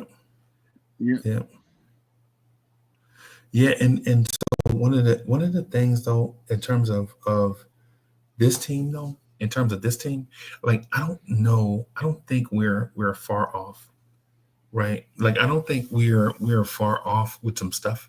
I think the systems and the culture is changing in front of our eyes, and we don't know it or understand it, because generally when culture changes happen, you're kind of in that middle ground of, you want to be who you were before because some habits are comfortable, but you have to make changes and improve yourself. And so you accept the new stuff, but the transition might take longer than you anticipated. It's kind of like every January I have this conversation with Fritz Alcindor, like, Fritz, I'm getting in shape, right? I already got my Fritz, get ready. It's coming, right? About 5 weeks. Get ready for the Oh, man. You're going to be there with all them new people at the gym? Yeah. All those new people at the gym. Yes. Right. But the thing about it is I know what to do, right? I know but I'm comfortable doing other stuff. Right. So it's like, that's where I think the Knicks are, the new people at the gym. Hey, Fritz, thank you. That's a great way to put it. A great transition. I think that's what they are. They're the new people at the gym, right?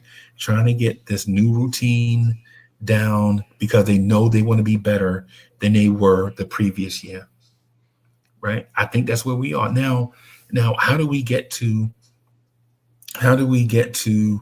a place where you can implement the things that you're good at, your base skills, the things you honed under Mike Thibodeau. I'm John Thibodeau, whatever his name. What's his name? Rick Thibodeau, whatever his name is. Right. So how do you improve on the things that you were good at under James Thibodeau? Right. And then implement the new things under Mike Brown, like the new stuff, be amenable to Mike Brown. Right. I think that's what Cat struggles with. Josh Hart's struggling with it a little bit. Deuce struggles with it a little bit. Jalen Brunson's 3-pointer is struggling a little bit with it. I think the thing is, let those guys be those guys. But the role players, though, the new guys, man, your Mo Diawaras, right? The Mo Diawaras, they have to come in, accept a role, and be on, like, hey, man, there's a loose ball on the floor. Jalen Brunson ain't diving for no loose ball. Mo Diawara, you know who should be diving for that loose ball? I'm just saying, like, legit, a team is trapping Jalen Brunson in the backcourt. Mo Diawara, you know what your job is? Your job is not to go in the backcourt and get that pass, but your job is to find a way to keep defenders in the backcourt to keep these defenders away from Jalen Brunson. It doesn't matter if you're going to a 3-point spot, jumping up and down, waving your hands, you open, screening somebody, something, but you have to contribute something. Go stand under the rim, right? Because the 3 seconds in the key doesn't count until the ball crosses half court. Go stand under the rim, something, right? These are the type things you have to do to contribute, right? You got to find some type of way, right?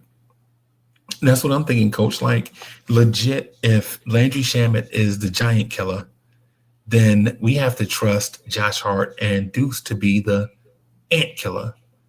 When we see him on the schedule, hey man, we playing ants tonight. Okay, so we know it's Deuce and Josh, right? Those type things are the things that we hadn't had over the years that we can count on. And without that, we always, since we didn't know, we had to beat Jalen Brunson has to be the giant slayer every night. Mm-hmm. Right? Every night, Jalen Brunson has to have the mindset that tonight may be the night I have to go for 40. Every night. Right? Jalen Brunson doesn't get a chance to be the playmaker because every night his mindset is, man, I may have to score 40 tonight. Yeah. Right? But if the roster was flexible enough where Brunson can be like, I'm going to take 20 shots, but I'm also going to get 20 assists. Right? Now, 20 assists is hard to get because you're depending on other people to make shots, but the mindset is there. Right? The mindset is there. Like running backs, like, hey man, I'm rushing for 200 yards tonight. Well, you can't get to 200 yards before you rush for 100 yards. Right? Those are the type things that I'm talking about, Fritz. Like, can we have guys to step up and do? Can we get Mitchell Robinson to look at the rim coming out of the screen? For one, like Mitch should be like in a mindset, like when I explode out of this screen, I'm gonna put my hand up, I'm gonna be wide, I'm gonna just throw it down on everybody. Or is Mitch gonna set the screen and not look back because he knows the pass is never coming? You know, that type of stuff is what I'm saying. That's how we get fix the roster on both sides. Like the shooting slumps that Coach mentioned, because the shooting slumps that Coach mentioned in those games that we lost, I think Coach is absolutely right. Right. And with me, I think it's the defense is inconsistent. The reason why we lose, like the defense is wildly inconsistent. On one possession, it'll look elite. And then on another possession, you're leaving Jalen Suggs wide open.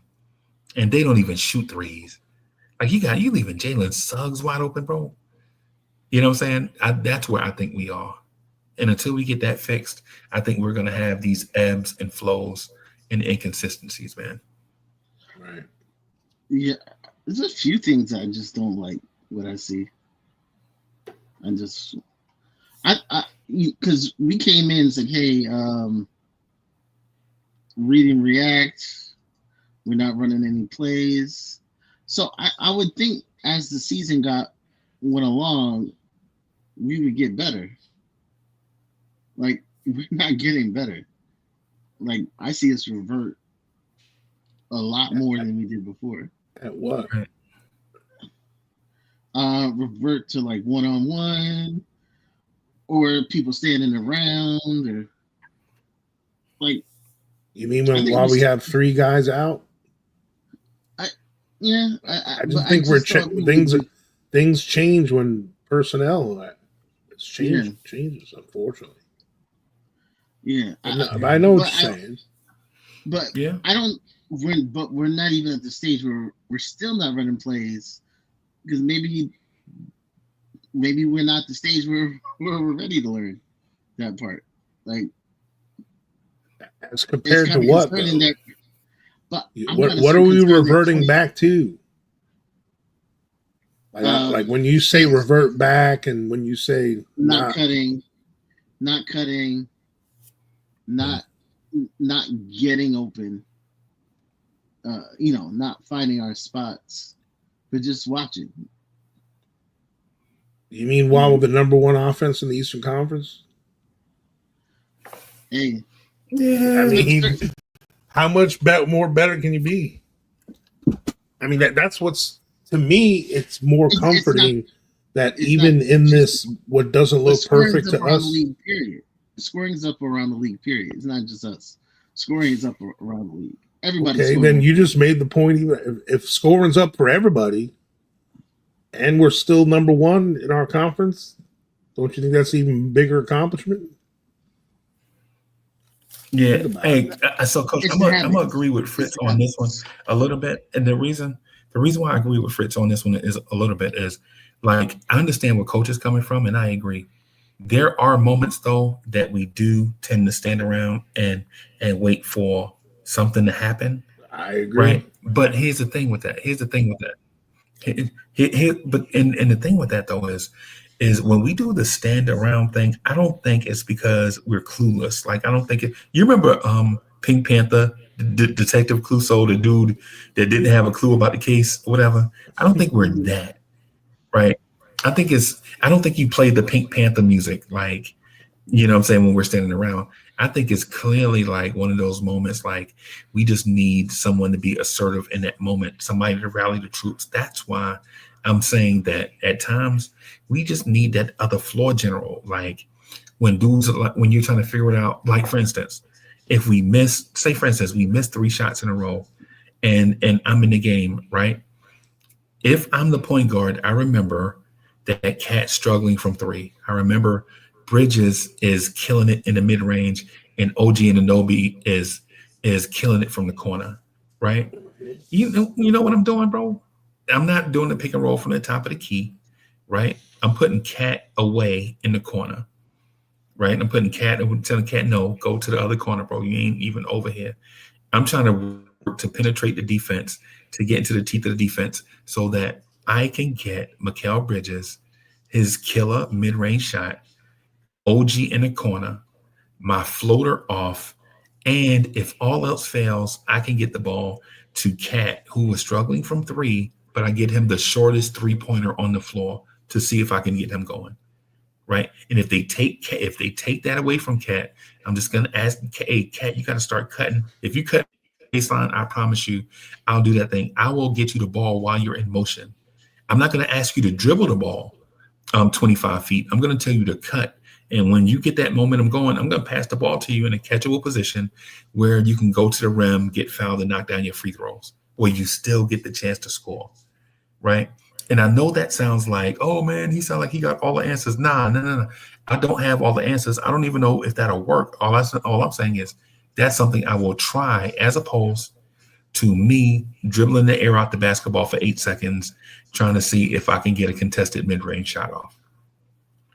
That's what I'm saying. Like in those moments where, you done missed 3 or 4 shots in a row and you know you need a good shot and everybody's standing around and teams revert back to ISO, like what Fritz is saying, like everybody's standing around waiting for somebody to take their guys off the dribble because we done had 4 wasted trips, then do that. Because I agree with both of you, because clearly if you're the number 1 scoring team in the Eastern Conference, you have the ability to score, right? But how do we score in these trips like you done missed such and such times in a row, right? Because you have the pieces. You're the number 1 scoring team in the Eastern Conference. Figure it out. Get the ball to somebody. Somebody move. You know what's right? crazy? And then, sorry. I'm sorry. Go ahead, bro. Go ahead, bro. I didn't mean to cut you off. Go ahead, bro. I was just adding to some of that point. Like, what's crazy about what we're in the midst of with how well our offense is doing this good with the most bum ass whistle in the league. Well, that how can our offense be scoring this much and we're 24th in the league in free throw attempt? Yep. That's crazy.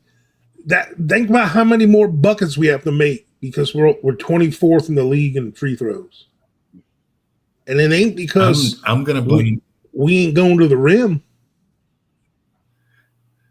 I'm going to blame the Nick of Time show for that. I'm going to blame Jay Ellis. Absolutely. I'm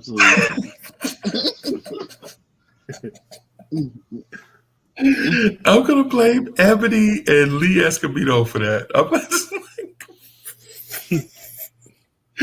Shout out shout out to Nick of Time show. I'm trolling them.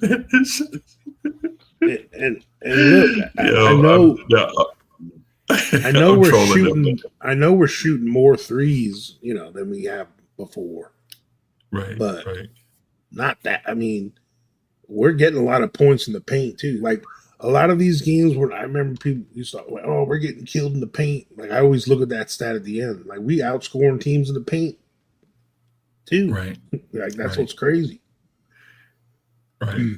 Even in the games, like a lot of the games that we were frustrated because our threes weren't shooting, and I was mad that, well, how come we didn't switch? Because I wanted to have that argument of, when the three ain't going, we got to go in the paint. Well, a lot of those games we did score a lot in the paint too, just not enough to win. Right. Right. So Right. Yeah, man. Yeah. No, to your point, man. I agree with what you're saying, but here's the thing, too. One of the things that I want my people to understand too, y'all know, basically, I don't know if it's an absolute truth, but y'all know if you start the march of dimes to the free throw line, that will decrease your pace. Right. Every time the whistle stops, less action, you know what I'm saying? Less moving back and forth and all that stuff, unless the pace is NASCAR level. So it's one of those things like, which one do we really want? Do we want the pace or do we want the free throws? You know what I'm saying? Because shots per game, field goal attempts per game doesn't equate to pace in that sense, right? Pace, we want to, it depends on, pace is about the shots at your shot clock. Like, how many shots are you getting up in a 24-second shot clock? That's your pace. Like, if you're shooting the ball at 17 seconds, that's pace. If you're shooting the ball at 21 seconds, that's not pace, that's slow. Right. So it's like those type things are what we should consider, because I know Knicks fans hear a lot of verbiage over the years, like you know, pace and space and fast break and all that stuff. Like, yes, I get that part, because all those years that the Lakers were the Showtime Lakers, the Denver Nuggets and Milwaukee Bucks led the NBA in pace. The Don Nelson Milwaukee Bucks and the Alex English Denver Nuggets had the fastest pace. So, but yeah, man, that's it. Hey, Coach, you got anything else before we wrap right here, bro? Nah, I mean, just we 11-6. We're That's impressive. we're having success while we're learning the new coach, new system. We're winning. We have key players out, and we're still finding ways to win, regardless of who the team is or whatever. You play your schedule, whatever. Every game Hey, I've watched, let me ask missing you. guys. Oh, go ahead, bro. No, go ahead. You're good. No, I was gonna ask you a non-basketball question. Yeah, go ahead. That's all I really have. I'm gonna ask you and Fritz. Fritz. Okay. So Fritz, how long do you eat Thanksgiving Leftovers? what do you call it? Leftovers. How long do you eat Thanksgiving leftovers? Like, are y'all gonna eat like Thanksgiving stuff for breakfast in the morning? Like turkey and something for breakfast?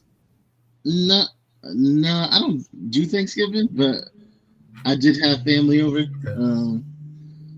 Nah. I mean, next day, that Thanksgiving leftover sandwich. Definitely, if there's some dessert left, I might go an extra day or two.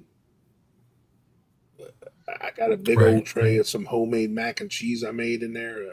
I made too much of it. I mean, I guess that's salvageable. You can put it in the freezer. I had like 6 cheeses in that thing. I had smoked Gouda, some Haverty, Mott's, cheddar, Gouda Monterey is Jack. slept on, bro. Gouda slept on. Yeah. Turkey's overrated.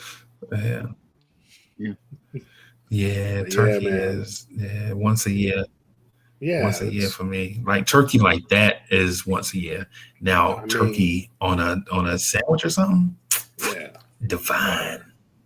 I mean, we also made a ham. I had a spiral ham. Honey baked ham is like, yeah. That's what I made. I made it with a Dr. Pepper glaze this year. With some orange juice? Did you put orange juice in it too? Yeah. Well, at the bottom of the, because I have this big roaster Yeah. cook it in. Yeah. So like at the bottom of the roaster, you slice up oranges and onions and put a couple of rods of cinnamon on the bottom. And then you put a little bit of apple juice and orange juice and chicken broth. Then you put the cage on top of that, and the aromatics kind of cook around it. But then, like on the ham itself, you got to put the brown sugar and barbecue sprinkled rub, the kind of dry crust, and then you make the I make with Dr. Pepper, brown sugar, honey, butter, all that stuff, and then after the ham's been cooking for a little bit, I get some of them pan drippings with all that stuff, and I squeeze some of it in the in that honey, Dr. Pepper barbecue kind of.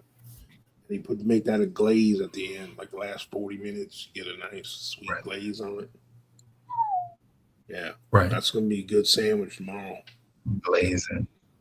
Yeah. Well, hey everybody, we're gonna wrap right here. Just so that when I do the edits of the show, it won't be so long, so we can post to other social media sites and all that stuff. Thank y'all for coming through, hanging out for us. So we're gonna do an echo and essence after this.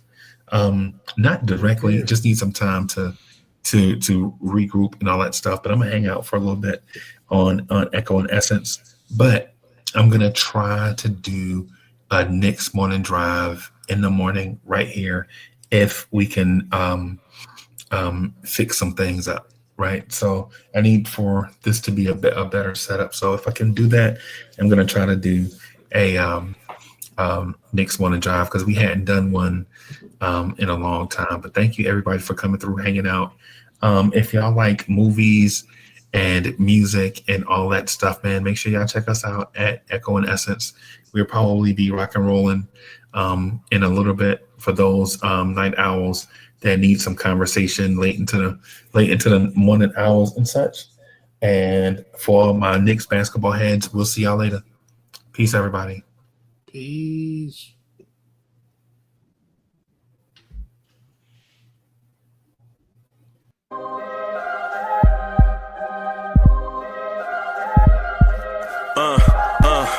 I rank where the view is nothing less than phenomenal. For how I express and project from my abdominal. The only view better, both my daddy and my mama know. No living parents, my sons give me balance. My wife is my serenity, this mic is my identity. The world is foul enough, that's why I write without obscenities. Provoking danger with broken language and spoken anguish.